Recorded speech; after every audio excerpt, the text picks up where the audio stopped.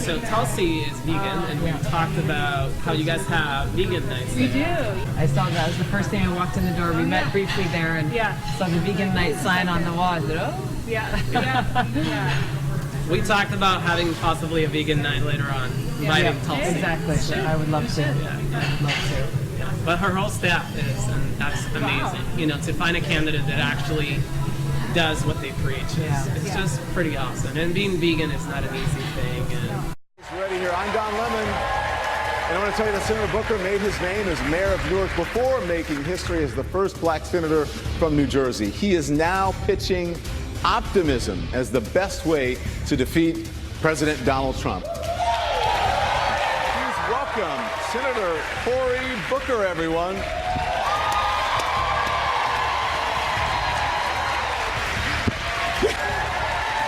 How you doing, brother? That's so good to see you. Thank you. Wow, look at the reception. So, this is a land of barbecue.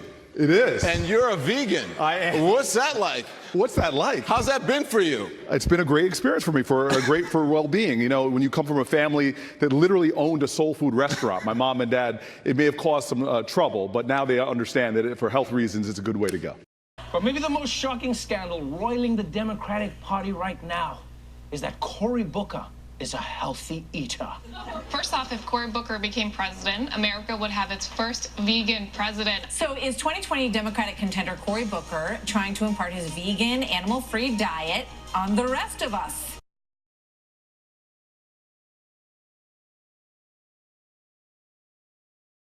Okay, Green New Deal. The next two people called are the two vegans, by coincidence.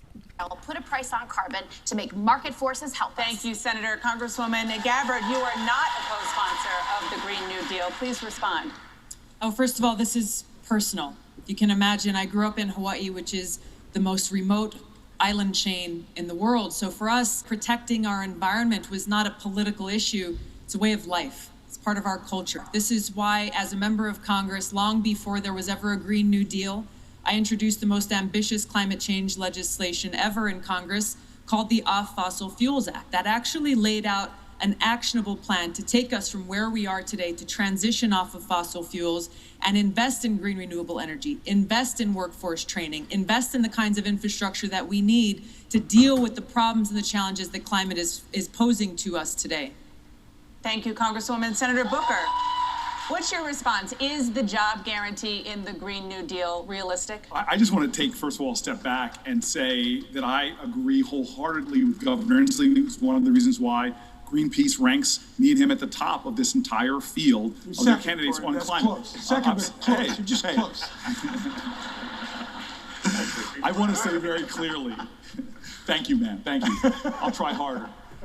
Look. The reason why is because, first of all, this problem didn't start yesterday. Science didn't become a reality yesterday. There was another president that would not join an international accord. Then it was the Kyoto Accords. I was mayor then, and I stood up in national leadership, joining with other mayors to say climate change is not a separate issue. It must be the issue and the lens with which we view every issue. And yes, the majority of this problem is outside the United States, but the only way we're going to deal with this is if the United States leads. Thank you, Senator. Okay, here's the scene where Kamala is trying to tear down our former vice president here.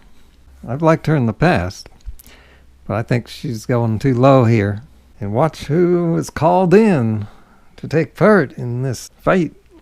As Attorney General of California, I am proud of the work we did, work that has received national recognition for what has been the important work of reforming a criminal justice system and cleaning up the consequences of the bills that you passed when you were in the United States Senate for decades. Initiatives around re-entering former offenders and getting them jobs and counseling. I did the work as Attorney General of putting body cameras on special agents in the state of California, and I'm proud of that work. I want to bring in Congresswoman Gabbard. Congresswoman Gabbard, you took issue with Senator Harris confronting Vice President Biden at the last debate. You called it a, quote, false accusation that Joe Biden is a racist. What's your response? I want to bring the conversation back to the broken criminal justice system that is disproportionately negatively impacting Black and brown people all across this country today. Now, Senator Harris says she's proud of her record as a prosecutor and that she'll be a prosecutor president, but I'm deeply concerned about this record. There are too many examples to cite, but she put over 1,500 people in jail for marijuana violations and then laughed about it when she was asked if she ever smoked marijuana. She blocked evidence.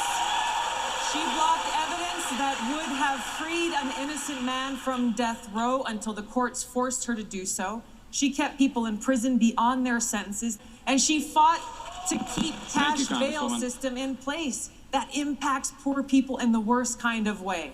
Thank you, Congresswoman. Senator Harris, your response? As the elected Attorney General of California, I did the work of significantly reforming the criminal justice system of a state of 40 million people.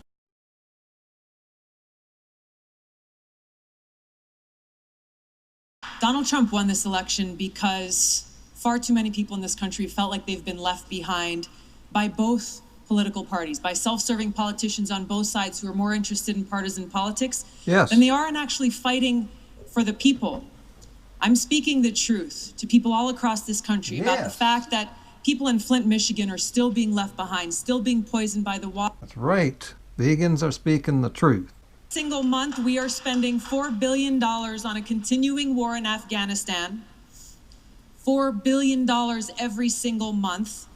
Rather than ending that war, bringing our troops home and using those precious resources into serving the needs of the people. And this is coming from a veteran of the Iraq War.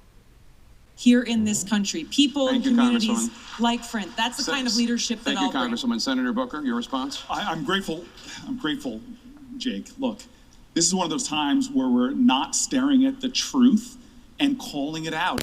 And that's why we need vegans. This is 2 vegans in a row here.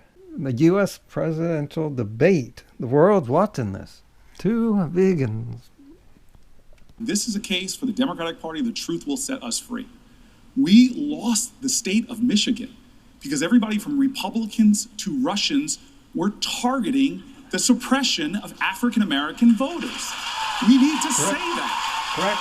If the African-American vote in this state had been like it was 4 years earlier, we would have won the state of Michigan. We need to have a campaign that is ready for what's coming. An all-out assault. Some people voted for Trump because he wasn't a politician, and therefore not corrupt and would fix the swamp of the government. But he's not even fixing our election system.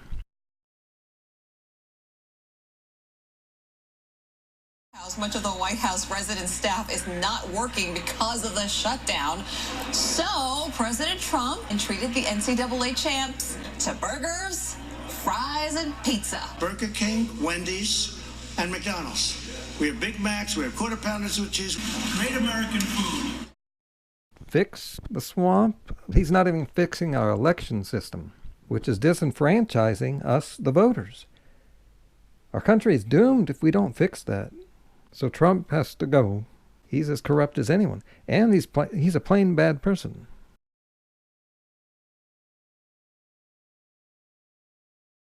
Every person out here this evening changed America tonight. And as for Marianne Williamson, there's rumors out there that she has talked about going vegan recently. But the important thing is she's vegan of mind. One thing I like about you in the debates, I've said this before on the show. There was only one thing? There was a couple. No, one thing that is about all issues. You always go to the root of things. I love that. No, immigration, but let's talk about why they're coming here. And health. You know, you and I are simpatico on health. I did mention that on the show last time. Thank you. What you say is what I have always said. We're never going to fix this healthcare crisis because we don't ask about why are people so sick. Doctors don't ask you what you eat. Well, our current politics, our current political establishment, what I call yada, yada, yada politics, is based in 20th century thinking. This is now the 21st century.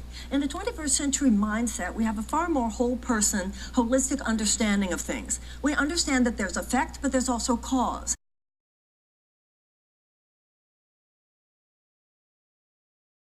Gonna start with this guy who looks like a racist. A fact. And when the conversation comes up about what to do in these inner cities, people just want to shut it down. They want to say the president's a racist, or they want to talk about the president using it as a No, the president has been using it to exploit this issue of dividing people. He's been using Baltimore as the example. But Trump only talks about the black areas, never Florida.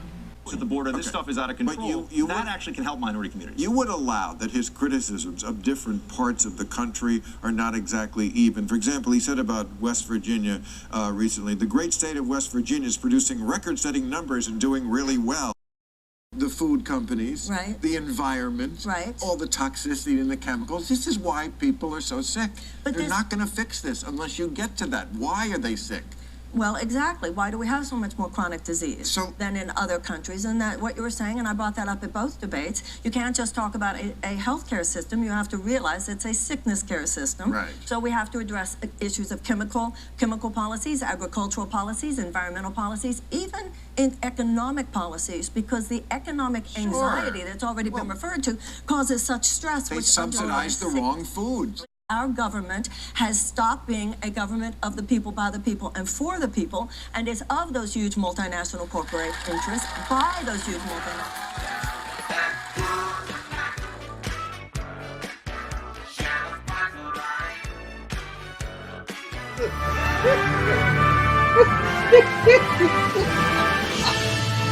This is the CNN Democratic presidential debate. From Texas, author Marianne Williamson.